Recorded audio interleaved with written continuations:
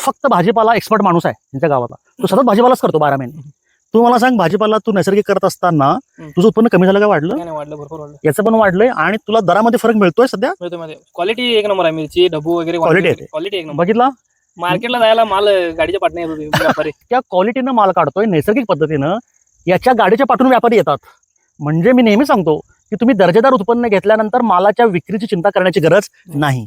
आज मार्केटमध्ये क्वालिटी माल हवा आहे, पण क्वालिटीचा माल काढणारे शेतकरी कमी आहेत. तुमच्या दत्तगुरूंच्या कृपेनं मला अशी जी माझ्याबरोबर काम करणारे, नैसर्गिक शेती करणारे जे प्रयोगशील शेतकरी भेटलेत, हे सगळ्या शेतकऱ्यांना कधीही माल विक्रीची चिंता नाही. कारण मालच एवढा खणखणीत आहे की त्यांच्या मालाला उठाव आहे. आत्ताच मी यांच्या शेंगा बघता क्षणी यांना सांगितलं की त्याचं बियाणं करा. कारण ऑलरेडी आमच्या कार्यालयामध्ये ऑफिसला अनेक शेतकऱ्यांनी बियाणं पाहिजे म्हणून मागणी नोंदवलेली आहे. आणि ह्यांच्या समोरच मी फोन केले लोकांना की बियाणं आहे घेऊन जावा. आपण मित्रांनो सगळे शेतकरी मिळून एक व्हायला पाहिजे, एक संघ व्हायला पाहिजे.